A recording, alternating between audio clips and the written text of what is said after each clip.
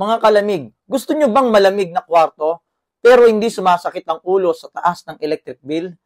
Tara, alamin natin ang sikreto. 3 tips para makatipid sa kuryente sa aircon. Una, gamitin ang inverter na aircon. Mas matipid sa kuryente dahil adjustable ang power consumption nito. Pangalawa, iset sa 24 to 26 degrees Celsius ang temperatura.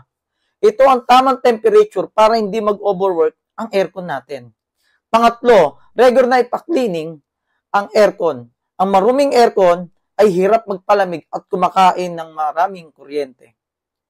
Bonus tips pala mga kalamig, no? Gumamit ng timer para hindi buong araw naka-on ang aircon.